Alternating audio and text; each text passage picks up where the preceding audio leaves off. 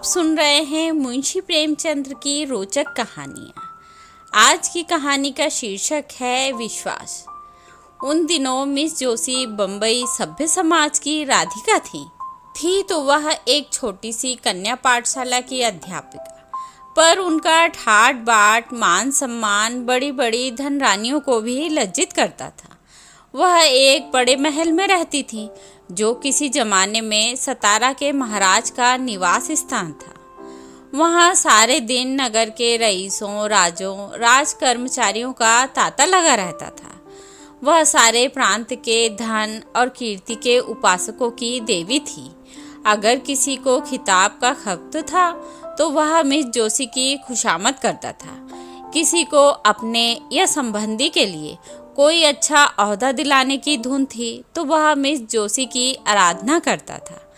सरकारी इमारतों के ठेके, नमक, शराब, अफीम आदि सरकारी चीज़ों के ठेके, लोहे, लकड़ी, कल पुर्जे आदि के ठेके सब मिस जोशी ही के हाथों में थे।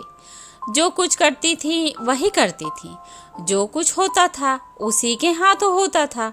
जिस वक्त वह अपनी अरबी घोड़ों की फिटन पर सैर करने निकलती तो रईसों की सवारियां आप ही आप रास्ते से हट जाती थी। बड़े दुकानदार खड़े हो होकर सलाम करने लगते थे। वह रूपवती थी, लेकिन नगर में उससे बढ़कर रूपवती रमणियां भी थीं। वह सुशिक्षिता थी, वाक चातुर्य थी, गाने में निपुण, हंसती तो अनोखी छवि से, बोलती तो निराली घटा से, ताकती तो बाकी चितवन से। लेकिन इन गुणों में उसका एकाधिपत्य न था। उसकी प्रतिष्ठा, शक्ति और कीर्ति का कुछ और ही रहस्य था। सारा नगर ही नहीं, सारे प्रांत का बच्चा जानता था। बम्बई के गवर्नर मिस्टर जौहरी मिस जोशी के बिना दामों के गुलाम हैं। मिस जोशी की आंखों का इशारा उनके लिए नादिरशाही हुक्म है। वह थिएटरों में, दावतों में, जलसों में मिस जोशी के साथ साए की भांति रहते और कभी कभी उनकी मोटर रात के सन्नाटे में मिस जोशी के मकान से निकलती हुई लोगों को दिखाई देती है। इस प्रेम में वासना की मात्रा अधिक है या भक्ति की, यह कोई नहीं जानता। लेकिन मिस्टर जौहरी विवाहित हैं और मिस जोशी विधवा, इसलिए जो लोग उनके प्रेम को कलुषित कहते हैं वे उन पर कोई अत्याचार नहीं करते। बम्बई की व्यवस्थापिका सभा ने अनाज पर कर लगा दिया था और जनता की ओर से उसका विरोध करने के लिए एक विराट सभा हो रही थी। सभी नगरों से प्रजा के प्रतिनिधि उसमें सम्मिलित होने के लिए हजारों की संख्या में आए थे। मिस जोशी के विशाल भवन के सामने चौड़े मैदान में हरी भरी घास पर बम्बई की जनता अपनी फरियाद सुनाने के लिए जमा थी। अभी तक सभापति न आए थे, इसलिए लोग बैठे बैठे गपशप कर रहे थे।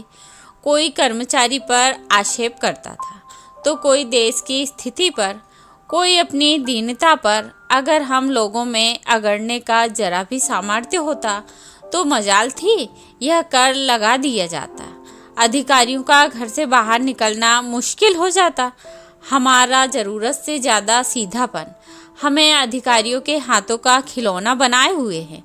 वे जानते हैं कि इन्हें जितना दबाते जाओगे उतना दबते जाएंगे, सिर नहीं उठा सकते।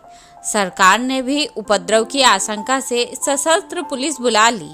उस मैदान के चारों कोनों पर सिपाहियों के दल डेरा डाले पड़े थे। उनके अफसर घोड़ों पर सवार, हाथ में हंटर लिए, जनता के बीच में निशंसक भाव से घोड़े दौड़ाते फिरते थे, मानो साफ मैदान है। मिस जोशी के ऊंचे बरामदे में नगर के सभी बड़े बड़े रईस और राज्याधिकारी तमाशा देखने के लिए बैठे हुए थे। मिस जोशी मेहमानों का आदर सत्कार कर रही थी और मिस्टर जौहरी आराम कुर्सी पर लेटे इस जन समूह को घृणा और भय की दृष्टि से देख रहे थे। सहसा सभापति महाशय आपटे एक किराए के तांगे पर आते दिखाई दिए। चारों तरफ हलचल मच गई। लोग उठ उठकर उनका स्वागत करने दौड़े और उन्हें लाकर मंच पर बैठा दिया। आपटे की अवस्था 30-35 वर्ष से अधिक न थी। दुबले पतले आदमी थे। मुख पर चिंता का गाढ़ा रंग चढ़ा हुआ था। बाल भी पक चले थे, पर मुख पर सरल हास्य की रेखा झलक रही थी। वह एक सफ़ेद मोटा कुर्ता पहने थे। न पाँव में जूते थे, न सिर पर टोपी। इस अर्धनग्न दुर्बल निस्तेज प्राणी में न जाने कौन सा जादू था। समस्त जनता उसकी पूजा करती थी। उसके पैरों में न जाने कौन सा जादू था कि समस्त जगत उसकी पूजा करती थी। उसके पैरों पर सिर रगड़ती थी।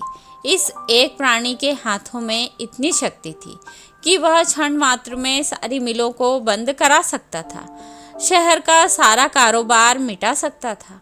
अधिकारियों को उसके भय से नींद न आती थी। रात को सोते सोते चौंक पड़ते थे।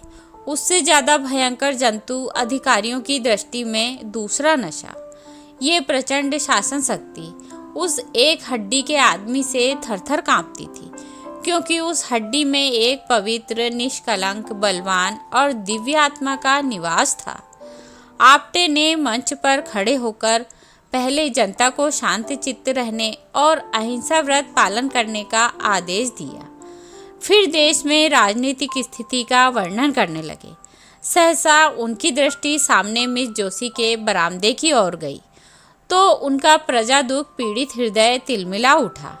यहाँ अगणित प्राणी अपनी विपत्ति की फरियाद सुनने के लिए जमा थे और वहाँ मेजों पर चाय और बिस्कुट, मेवे और फल, बर्फ और शराब की रेल पेल थी।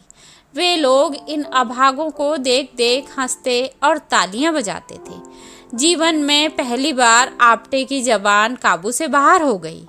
मेघ की भांति गरज कर बोले, इधर तो हमारे भाई दाने दाने को मोहताज हो रहे हैं, उधर अनाज पर कर लगाया जा रहा है, केवल इसलिए कि राज कर्मचारियों के हलवे पूरी में कमी ना हो। हम जिस देश के राजा हैं, जो छाती फाड़कर धरती से धन निकालते हैं, भूखों मरते हैं, और वे लोग जिन्हें हमने अपने सुख और शांति की व्यवस्था करने के लिए रखा है, हमारे स्वामी बने हुए हैं, शराब की बोतलें उड़ाते हैं। कितनी अनोखी बात है कि स्वामी भूखों मरे और सेवक शराबें उड़ाए, मेवे खाएं और इटली स्पेन की मिठाइयाँ चलें। यह किसका अपराध है? क्या सेवकों का? नहीं, कदापि नहीं। हमारा ही अपराध है कि हमने अपने सेवकों को इतना अधिकार दे रखा है। आज हम उच्च स्वर से कह देना चाहते हैं, हम यह क्रूर और कुटिल व्यवहार नहीं सह सकते। यह हमारे लिए असहाय है कि हम और हमारे बाल बच्चे दानों को तरसे और कर्मचारी लोग विलास में डूबे हुए हमारे करुण क्रंदन की जरा भी परवाह न करते हुए विहार करें। यह असहाय है कि हमारे घरों में चूल्हे न जले और कर्मचारी लोग थिएटरों में ऐश करें, नाच रंग की महफिलें सजाएं, दावतें उड़ाएं, वेश्याओं पर कंचन की वर्षा करें। संसार में और ऐसा कौन सा देश होगा जहां प्रजा तो भूखी मरती हो और प्रधान कर्मचारी अपनी प्रेम क्रीड़ा में मग्न हो, जहां स्त्रियां गलियों में ठोकरें खाती फिरती हों और अध्यापिकाओं का वेश धारण करने वाली वेश्याएं आमोद प्रमोद के नशे में चूर हों। एकाएक सशस्त्र सिपाहियों के दल में हलचल पड़ गई। उनका अफसर हुक्म दे रहा था, सभा भंग कर दो, नेताओं को पकड़ लो, कोई न जाने पाए। यह विद्रोहात्मक व्याख्यान है। मिस्टर जौहरी ने पुलिस के अफसर को इशारे पर बुलाकर कहा, और किसी को गिरफ्तार करने की जरूरत नहीं, आप्टे ही को पकड़ो, वह हमारा शत्रु है। पुलिस ने डंडे चलाने शुरू किए और कई सिपाहियों के साथ जाकर अफसर ने आप्टे को गिरफ्तार कर लिया। जनता ने त्योरियां बदली। अपने प्यारे नेता को यूं गिरफ्तार होते देखकर उनका धैर्य हाथ से जाता रहा। लेकिन उसी वक्त आप्टे की ललकार सुनाई दी, तुमने अहिंसा व्रत लिया है और अगर किसी ने उस व्रत को तोड़ा तो उसका दोष मेरे सिर होगा। मैं तुमसे सविनय अनुरोध करता हूँ कि अपने अपने घर जाओ। अधिकारियों ने वही किया जो हम समझते थे। इस सभा से हमारा जो उद्देश्य था वह पूरा हो गया। हम यहाँ बवाल करने नहीं, केवल संसार की नैतिक सहानुभूति प्राप्त करने के लिए जमा हुए थे और हमारा उद्देश्य पूरा हो गया। एक क्षण में सभा भंग हो गई और आपटे पुलिस की हवालात में भेज दिए गए। मिस्टर जौहरी ने कहा, बच्चा बहुत दिनों के बाद पंजे में आए हैं। राजद्रोह का मुकदमा चलाकर कम से कम 10 साल के लिए अंडमान भेजूंगा। मिस जोशी, इससे क्या फायदा? क्यों, उसको अपने किए की सजा मिल जाएगी, लेकिन सोचिए हमें उसका कितना मूल्य देना पड़ेगा। अभी जिस बात को गिने गिनाए लोग जानते हैं वह सारे संसार में फैलेगी और हम कहीं मुंह दिखाने लायक नहीं रहेंगे। आप अखबारों में संवाददाताओं की जबान तो नहीं बंद कर सकते। कुछ भी हो, मैं इसे जेल में सड़ाना चाहता हूँ। कुछ दिनों के लिए तो चैन की नींद नसीब होगी। बदनामी से डरना ही व्यर्थ है।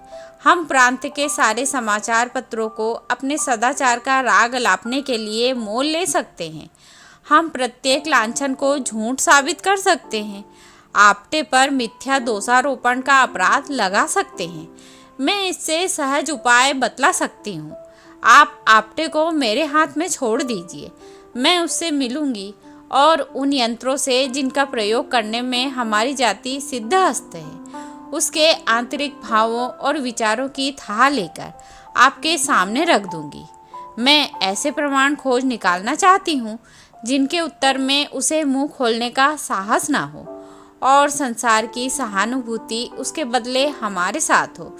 चारों ओर से यही आवाज़ें आए कि यह कपटी और धूर्त था और सरकार ने उसके साथ वही व्यवहार किया जो होना चाहिए। मुझे विश्वास है कि वह षड्यंत्रकारियों का मुखिया है और मैं इसे सिद्ध कर देना चाहती हूँ। मैं उसे जनता की दृष्टि में देवता नहीं बनाना चाहती हूँ, उसको राक्षस के रूप में दिखाना चाहती हूँ। ऐसा कोई पुरुष नहीं जिस पर युवती अपनी मोहनी न डाल सके। अगर तुम्हें विश्वास है कि तुम यह काम पूरा करके दिखाओगी तो मुझे कोई आपत्ति नहीं। मैं तो केवल उसे दंड देना चाहता हूँ, तो हुक्म दे दीजिए कि वह इसी वक्त छोड़ दिया जाए। जनता कहीं यह तो न समझेगी कि सरकार डर गई। नहीं, मेरे ख्याल में तो जनता पर इस व्यवहार का बहुत अच्छा असर पड़ेगा। लोग समझेंगे कि सरकार ने जनमत का सम्मान किया है। लेकिन तुम्हें उसके घर जाते लोग देखेंगे तो मन में क्या कहेंगे? नकाब डालकर जाऊंगी, किसी को कानो कान खबर न होगी। मुझे तो अब भी भय है कि वह तुम्हें संदेह की दृष्टि से देखेगा और तुम्हारे पंजे में ना आएगा। लेकिन तुम्हारी इच्छा है तो आजमा देखो। यह कहकर मिस्टर जौहरी ने मिस जौहरी को प्रेममय नेत्रों से देखा, हाथ मिलाया और चले गए। आकाश पर तारे निकले हुए थे। चैत की शीतल सुखद वायु चल रही थी। सामने के चौड़े मैदान में सन्नाटा छाया हुआ था, लेकिन मिस जोशी को ऐसा मालूम हुआ मानो आपटे मंच पर खड़ा हो बोल रहा है। उसके शांत सौम्य विषादमय स्वरूप उसकी आंखों में समाया हुआ था। प्रातःकाल मिस जोशी अपने भवन से निकली, लेकिन उसके वस्त्र बहुत साधारण थे और आभूषण के नाम पर एक धागा भी न था। अलंकार विहीन होकर उसकी छवि स्वच्छ जल की भांति और भी निखर गई। उसने सड़क पर आकर एक तांगा लिया और चली। आपटे का मकान गरीबों के एक दूर के मोहल्ले में था। तांगे वाला मकान का पता जानता था, कोई दिक्कत ना हुई। मिस जोशी जब मकान के द्वार पर पहुंची तो ना जाने क्यों उसका दिल धड़क रहा था। उसने कांपते हुए हाथों से कुंडी खटखटाई। एक अधेड़ औरत ने निकलकर द्वार खोल दिया। मिस जोशी उस घर की सादगी देखकर दंग रह गईं। एक किनारे चारपाई पड़ी हुई थी, एक टूटी अलमारी में कुछ किताबें चुनी हुई थी। फर्श पर लिखने का डेस्क था और एक रस्सी की अलगनी पर कपड़े लटक रहे थे। कमरे के दूसरे हिस्से में एक लोहे का चूल्हा था और खाने के बर्तन पड़े हुए थे। एक लंबा तगड़ा आदमी जो उसी अधेड़ औरत का पति था, बैठा एक टूटे हुए ताले की मरम्मत कर रहा था और एक 5-6 वर्ष का तेजस्वी बालक आपटे की पीठ पर चढ़ने के लिए उनके गले में हाथ डाल रहा था। आपटे इसी लोहार के साथ उसी घर में रहते थे। समाचार पत्रों के लेख लिखकर जो कुछ मिलता उसे दे देते और इस भांति गृह प्रबंध की चिंताओं से छुट्टी पाकर जीवन व्यतीत करते थे। मिस जोशी को देखकर आपटे जरा चौंके, फिर खड़े होकर उनका स्वागत किया और सोचने लगे कहाँ बैठाऊं। अपनी दरिद्रता पर आज उन्हें जितनी लाज आई उतनी और कभी ना आई थी। मिस जोशी उनका असमंजस देखकर चारपाई पर बैठ गईं और जरा रुखाई से बोली, मैं बिना बुलाए आपके यहाँ आने के लिए क्षमा मांगती हूँ, किंतु काम ऐसा जरूरी था कि मेरे आए बिना पूरा ना हो सकता था। क्या मैं 1 मिनट के लिए आपसे एकांत में मिल सकती हूँ? आपटे ने जगन्नाथ की ओर देखकर कमरे से बाहर चले जाने का इशारा किया।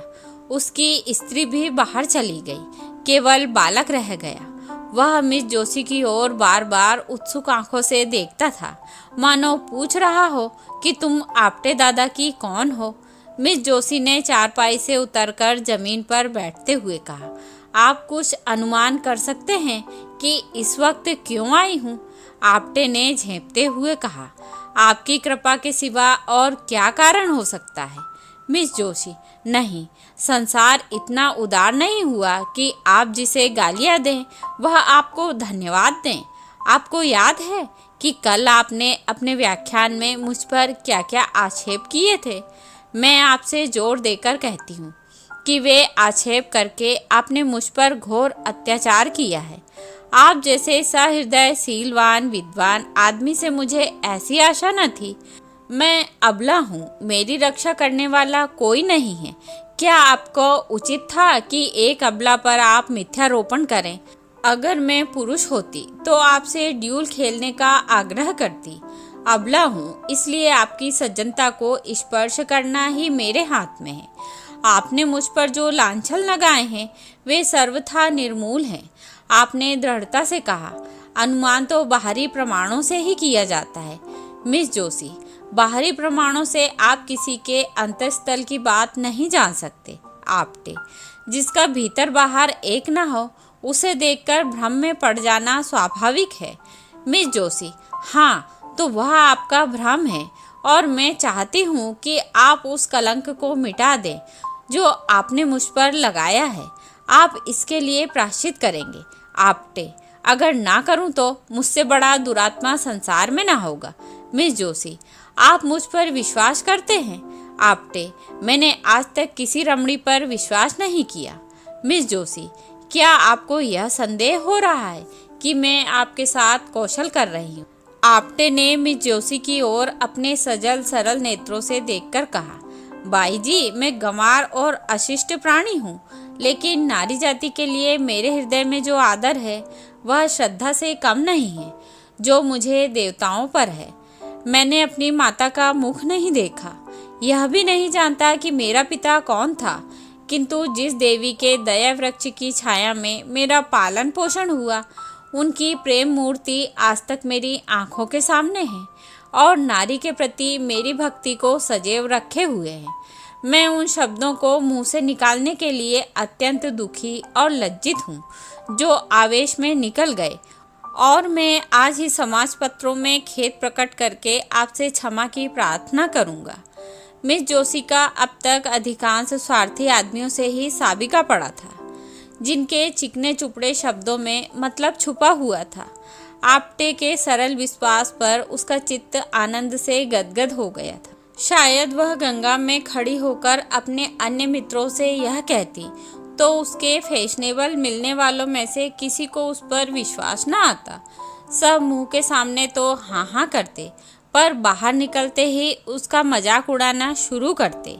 उन कपटी मित्रों के सम्मुख यह आदमी था जिसके एक एक शब्द में सच्चाई झलक रही थी, जिसके शब्द अंतःस्थल से निकलते हुए मालूम होते थे। आपटे उसे चुप देखकर किसी और ही चिंता में पड़े हुए थे।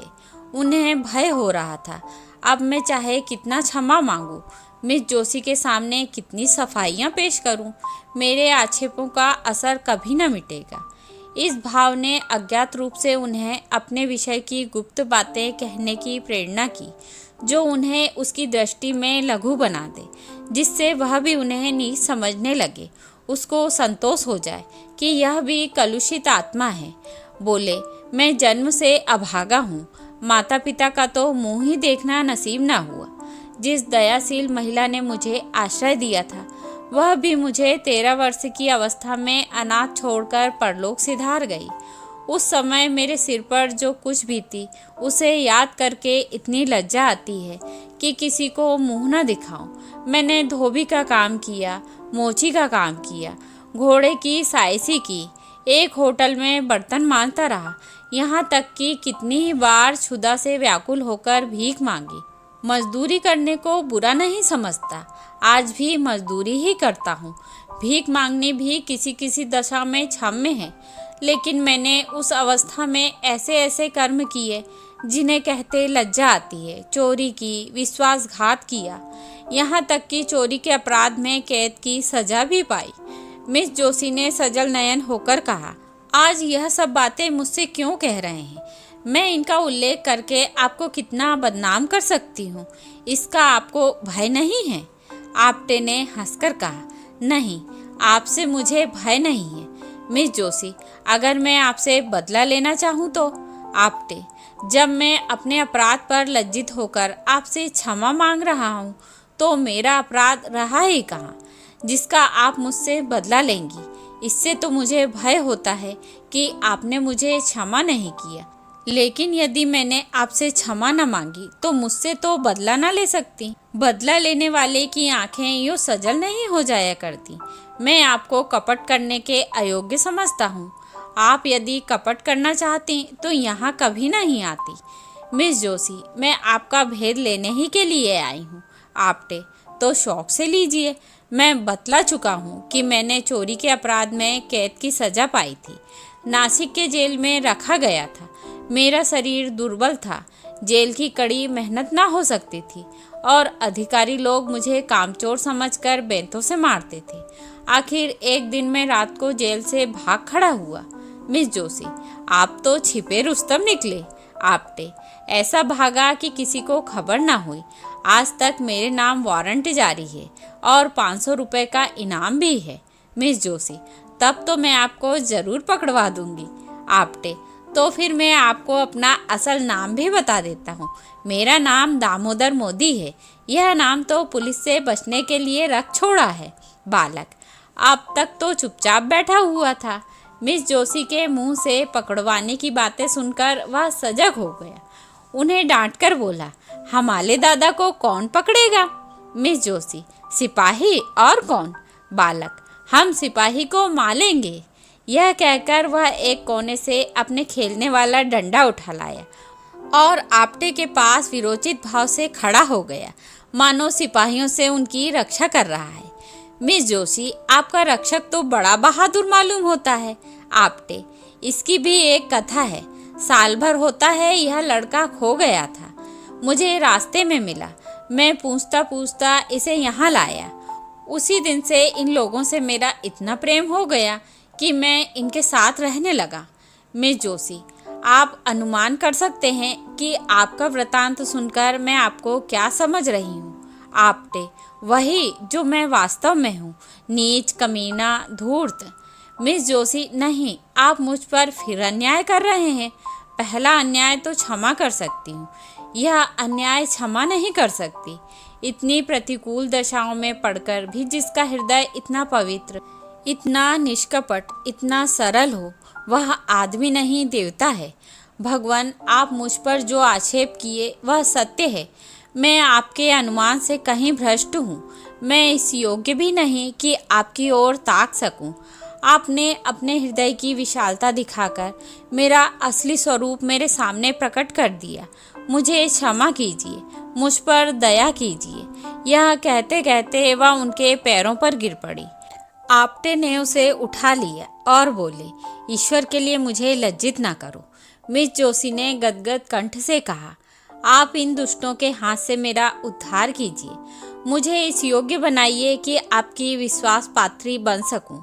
ईश्वर साक्षी है कि मुझे कभी कभी अपनी दशा पर कितना दुख होता है। मैं बार बार चेष्टा करती हूँ कि अपनी दशा सुधारूं, इस विलासिता के जाल को तोड़ दूं जो मेरी आत्मा को चारों तरफ से जकड़े हुए है। पर दुर्बल आत्मा अपने निश्चय पर स्थित नहीं रहती। मेरा पालन पोषण जिस ढंग से हुआ उसका यह परिणाम होना स्वाभाविक सा मालूम होता है। मेरी उच्च शिक्षा ने गृहिणी जीवन से मेरे मन में घृणा पैदा कर दी। मुझे किसी पुरुष के अधीन रहने का विचार अस्वाभाविक जान पड़ता था। मैं गृहिणी की जिम्मेदारियों और चिंताओं को अपनी मानसिक स्वाधीनता के लिए विष तुल्य समझती थी। मैं तर्क बुद्धि से अपने स्त्रीत्व को मिटा देना चाहती थी। मैं पुरुषों की भांति स्वतंत्र रहना चाहती थी। क्यों किसी की पाबंद होकर रहूं? क्यों अपनी इच्छाओं को किसी व्यक्ति के सांचे में ढालूं? क्यों किसी को यह अधिकार दूं कि तुमने यह क्यों किया, वह क्यों किया? दाम्पत्य मेरी निगाह में तुच्छ वस्तु थी। अपने माता पिता की आलोचना करना मेरे लिए उचित नहीं। ईश्वर उन्हें सद्गति दे। उनकी राय किसी बात पर न मिलती थी। पिता विद्वान थे। माता के लिए काला अक्षर भैंस बराबर था। उनमें रात दिन वाद विवाद होता रहता था। पिताजी ऐसी स्त्री से विवाह हो जाना अपने जीवन का सबसे बड़ा दुर्भाग्य समझते थे। वह यह कहते कभी न थकते कि तुम मेरे पाँव की बेड़ी बन गई, नहीं तो मैं न जाने कहाँ उड़कर पहुँचा होता। उनके विचार से सारा दोष माता की अशिक्षा के सिर था। वह अपनी एकमात्र पुत्री को मूर्खा माता के संसर्ग से दूर रखना चाहते थे। माता कभी मुझसे कुछ कहती तो पिताजी उन पर टूट पड़ते। तुमसे कितनी बार कह चुका कि लड़की को डांटो मत, वह स्वयं अपना भला बुरा सोच सकती है। तुम्हारे डांटने से उसके आत्मसम्मान को कितना धक्का लगेगा, यह तुम नहीं जान सकती। आखिर माताजी ने निराश होकर मुझे मेरे हाल पर छोड़ दिया और कदाचित इसी शोक में चल बसी। अपने घर की अशांति देखकर मुझे विवाह से और भी घृणा हो गई। सबसे बड़ा असर मुझ पर मेरे कॉलेज की लेडी प्रिंसिपल का हुआ, जो स्वयं अविवाहित थी। मेरा तो अब यह विचार है कि युवकों की शिक्षा का भार केवल आदर्श चरित्रों पर रखना चाहिए। विलास में रत कॉलेजों के शौकीन प्रोफेसर विद्यार्थियों पर कोई अच्छा असर नहीं डाल सकते हैं। मैं इस वक्त ऐसी बातें आपसे कह रही हूँ, पर अभी घर जाकर यह सब भूल जाऊंगी। मैं जिस संसार में हूँ उसकी जलवायु ही दूषित है। वहाँ सभी मुझे कीचड़ में लथपथ देखना चाहते हैं। मेरे विलासाशक्त रहने में ही उनका स्वार्थ है। आप वह पहले आदमी हैं जिसने मुझ पर विश्वास किया, जिसने मुझसे निष्कपट व्यवहार किया। ईश्वर के लिए अब मुझे भूल न जाइएगा। आप्टे ने मिस जोशी की ओर वेदनापूर्ण दृष्टि से देखकर कहा, अगर मैं आपकी कुछ सेवा कर सकूं तो यह मेरे लिए सौभाग्य की बात होगी। मिस जोशी, हम सब मिट्टी के पुतले हैं, कोई निर्दोष नहीं। मनुष्य बिगड़ता है तो परिस्थितियों से या पूर्व संस्कारों से। परिस्थितियों का त्याग करने से ही बच सकता है। संस्कारों से गिरने वाले मनुष्य का मार्ग इससे कहीं कठिन है। आपकी आत्मा सुंदर और पवित्र है, केवल परिस्थितियों ने उसे कोहरे की भांति ढक लिया है। अब विवेक का सूर्य उदय हो गया है। ईश्वर ने चाहा तो कोहरा भी हट जाएगा, लेकिन सबसे पहले उन परिस्थितियों का त्याग करने को तैयार हो जाइए। मिस जोशी, यही आपको करना होगा। आप्टे ने चुपती हुई निगाहों से देखकर कहा, वैद्य रोगी को जबरदस्ती दवा पिलाता है। मिस जोशी, मैं सब कुछ करूंगी। मैं कड़वी से कड़वी दवा पीऊंगी यदि आप पिलाएंगे। कल आप मेरे घर आने की कृपा करेंगे शाम को? आप्टे, अवश्य आऊँगा। मिस जोशी ने विदा देते हुए कहा, भूलिएगा नहीं, मैं आपकी राह देखती रहूंगी। अपने रक्षक को भी लाइएगा। यह कहकर उसने बालक को गोद में उठाया और उसे गले से लगाकर बाहर निकल आई। गर्व के मारे उसके पांव जमीन पर न पड़ते थे। मालूम होता था हवा में उड़ी जा रही हैं। प्यास से तड़पते हुए मनुष्य को नदी का तट नजर आने लगा था। दूसरे दिन प्रातःकाल मिस जोशी ने मेहमानों के नाम दावती कार्ड भेजे और उत्सव मनाने की तैयारियां करने लगी। मिस्टर आप्टे के सम्मान में पार्टी दी जा रही थी। मिस्टर जौहरी ने कार्ड देखा तो मुस्कुराए। अब महाशय इस जाल से बचकर कहाँ जाएंगे? मिस जोशी ने उन्हें फंसाने के लिए यह अच्छी तरकीब निकाली है। इस काम में निपुण मालूम होती है। मैंने समझा था आप्टे चालाक आदमी होगा, मगर इन आंदोलनकारी विद्रोहियों को बकवास करने के सिवा और क्या सूझ सकती है। 4 ही बजे मेहमान लोग आने लगे। नगर के बड़े बड़े अधिकारी, बड़े बड़े व्यापारी, बड़े बड़े विद्वान, समाचार पत्रों के संपादक, अपनी अपनी महिलाओं के साथ आने लगे। मिस जोशी ने आज अपने अच्छे से अच्छे वस्त्र और आभूषण निकाले हुए थे।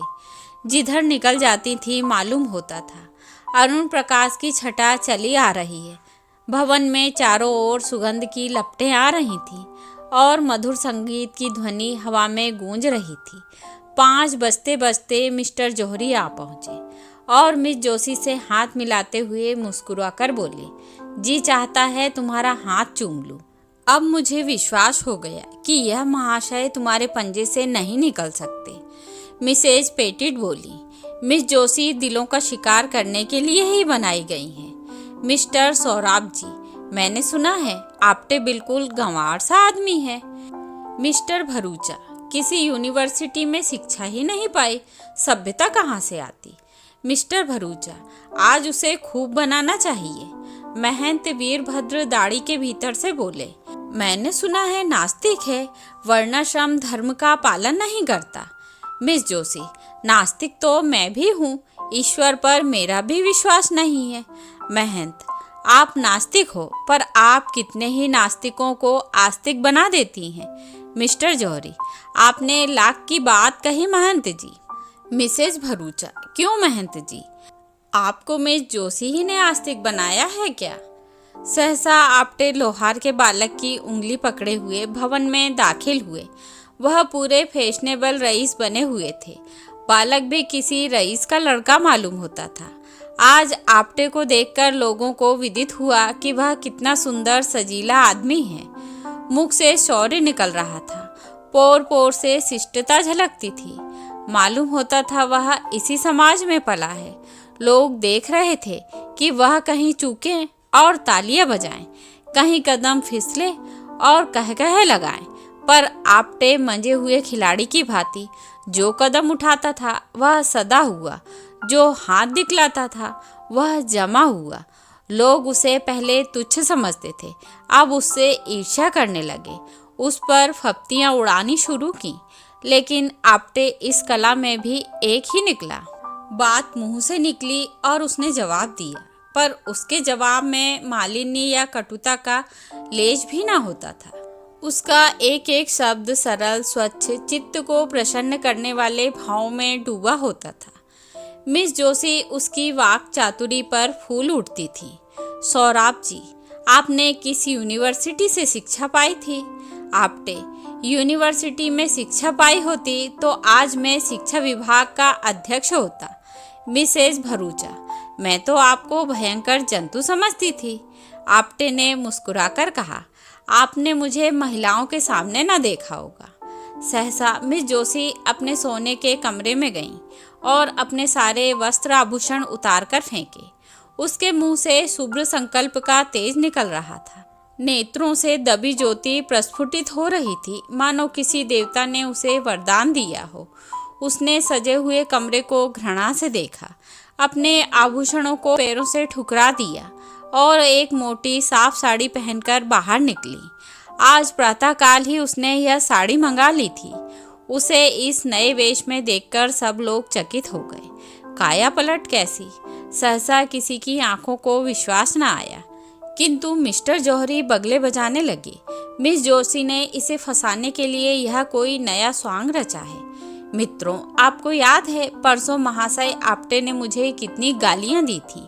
यह महाशय खड़े हैं। आज मैं इन्हें उस दुर्व्यवहार का दंड देना चाहती हूँ। मैं कल इनके मकान पर जाकर इनके जीवन के सारे गुप्त रहस्यों को जान आई हूँ।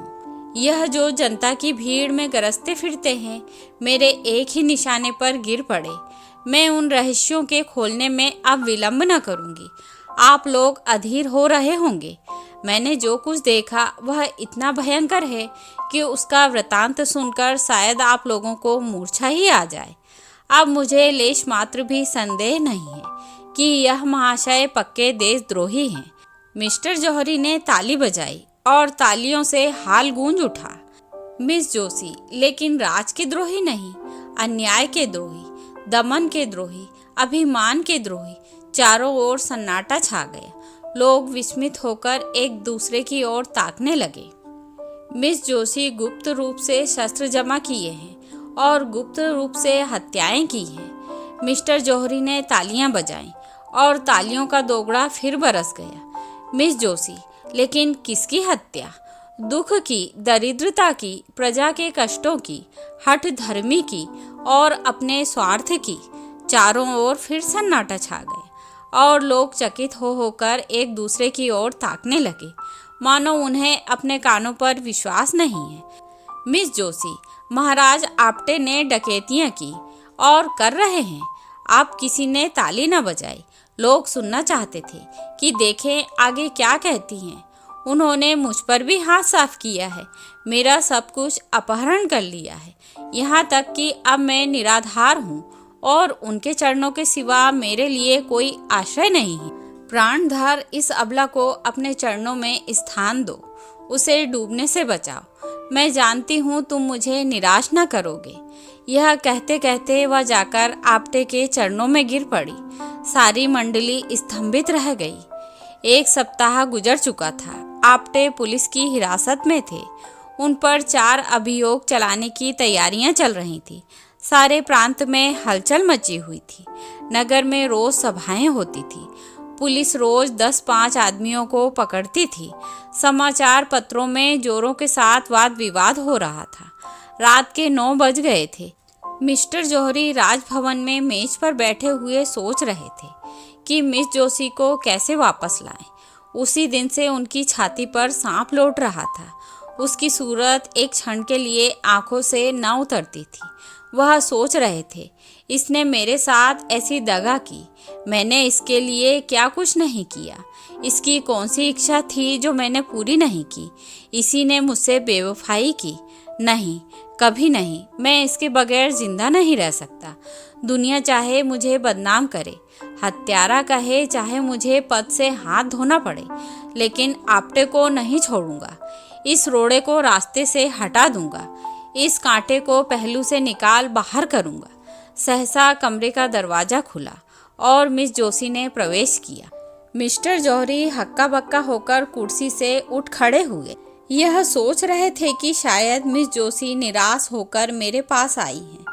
कुछ रूखे लेकिन नम्र भाव से बोले, आओ बाला, तुम्हारी याद में बैठा था। तुम कितनी ही बेवफाई करो, पर तुम्हारी याद मेरे दिल से नहीं निकल सकती। मिस जोशी, आप केवल जबान से कहते हैं। मिस्टर जौहरी, क्या दिल चीर कर दिखा दूं? मिस जोशी, प्रेम प्रतिकार नहीं करता। प्रेम में दुराग्रह नहीं होता। आप मेरे खून के प्यासे हो रहे हैं। उस पर भी आप कहते हैं मैं तुम्हारी याद करता हूँ। आपने मेरे स्वामी को हिरासत में डाल रखा है। यह प्रेम है? आखिर आप मुझसे क्या चाहते हैं? अगर आप समझ रहे हो कि इन शक्तियों से डरकर मैं आपकी शरण में आ जाऊंगी, तो आपका भ्रम है। आपको अख्तियार है कि आप आप्टे को काले पानी भेज दें, फांसी चढ़वा दें, लेकिन इसका मुझ पर कोई असर ना होगा। वह मेरे स्वामी हैं। मैं उनको अपना स्वामी समझती हूँ। उन्होंने अपनी विशाल उदारता से मेरा उद्धार किया है। आप मुझे विषय के फंदों में फंसाते थे, मेरी आत्मा को कलुषित करते थे।